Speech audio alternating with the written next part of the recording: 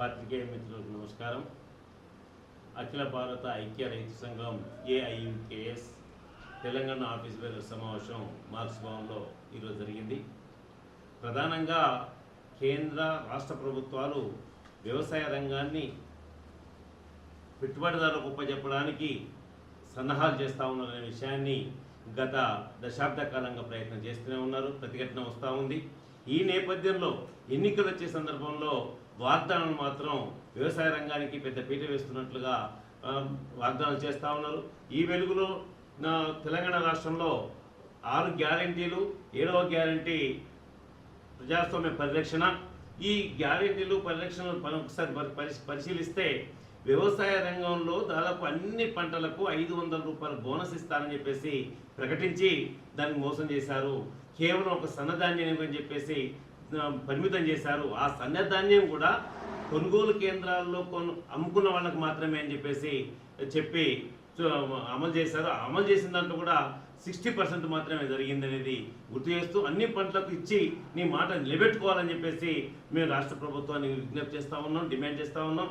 అంతేకాకుండా పశు పంటను ఒకసారి తీసుకున్నప్పుడు వరంగల్ డిక్లరేషన్లో 12,000 రూపాయలు కన్నా తక్కువ ఉంటే బోనస్ రూపంలో 12,000 రూపాయలు భర్తీ చేస్తామని చెప్పారు. 8,000, 9,000 రూపాయలు ఉంది, కానీ ఒక్క పైసా బోనస్ ఇవ్వలేదు. అందుకని అక్కడున్న స్థానిక రైతాంగం కూడా మా AIUKS కూడా కలిపి 2,000 రూపాయలు బోనస్ ఇవ్వాలని చెప్పి డిమాండ్ చేయడం అనేది జరిగింది. అంతేకాకుండా ఈరోజు అయితే మిర్చి మొత్తంగా చూసుకున్నప్పుడు కృత్రిమంగా వ్యాపారులంతా కూడా సిండికేట్ అవతారం ఎత్తేసి ధరని మార్కెట్ మీద ఆధారపడకుండా కేవలం కృత్రిమంగా ధరను తగ్గించేసి రైతులు చేస్తూ ఉన్నారు. ఈ ఏదైతే సిండికేట్ అవతారం ఎత్తున్న వ్యాపారులపైన చర్య తీసుకోవాలనుకుంటే మా సంఘం పెద్ద ఎత్తున ప్రభుత్వం మీద ఒత్తిడి తీసుకొస్తూ ఉంది. ఈ నేపథ్యంలో కాకుండా ప్రధానంగా ఈ వడగళ్ల వానల అట్లాగే ప్రకృతి వల్ల అనేక నష్టాలు జరుగుతూ ఉన్నాయి. గత 4 సంవత్సరాలుగా పంటల బీమా ఎక్కడ కూడా వర్తింపజేయలేదు.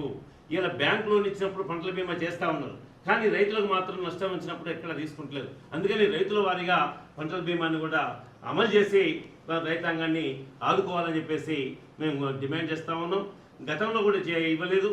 అట్లాగే ఈరోజు మేము మరొక విషయాన్ని కూడా గుర్తు చేస్తూ ఏదైతే 2 లక్షల రుణమాఫీ అని చెప్పేసి 32,000 కోట్ల రూపాయలు మేము ఇస్తామని చెప్పేసి కొంత ఇచ్చి చేతులు దులుపుకున్నారు.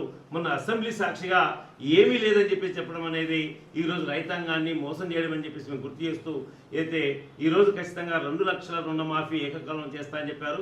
తన పైన ఉన్న వాటిని రైతులు కట్టుకుంటారు.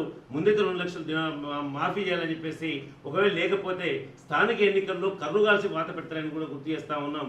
అట్లాగే 15,000 రూపాయలు రైతు భరోసా ఇస్తా అని చెప్పేసి హామీ ఇచ్చి నువ్వు ఎన్నికల ప్రణాళిక పేర్కొని వాగ్దానాలు పేర్కొని 12,000 కుదించావు. ఆ 12,000 కూడా గత BRS ప్రభుత్వంలో వచ్చిన వాళ్ళకు కూడా ఈరోజు టెక్నికల్ ప్రాబ్లం అని చెప్పేసి చాలా మందికి రావట్లేదు అనే విషయాన్ని కూడా నేను గుర్తు చేస్తూ ఏది ఏమైనప్పటికీ ఈరోజు అన్ని పంటలకు అట్లాగే రైతు బంధు అట్లాగే రైతు భరోసా ఇచ్చి నువ్వు నీ నిజాయితీని నిలబెట్టుకోవాలని చెప్పేసి రేవంత్ రెడ్డిని మేము డిమాండ్ చేస్తున్నాం. లేకపోతే రైతు వ్యతిరేకంగా నువ్వు చిరకాలంగా చరిత్రలో నిలిచిపోతామని చెప్పేసి హెచ్చరిస్తా ఉన్నాం.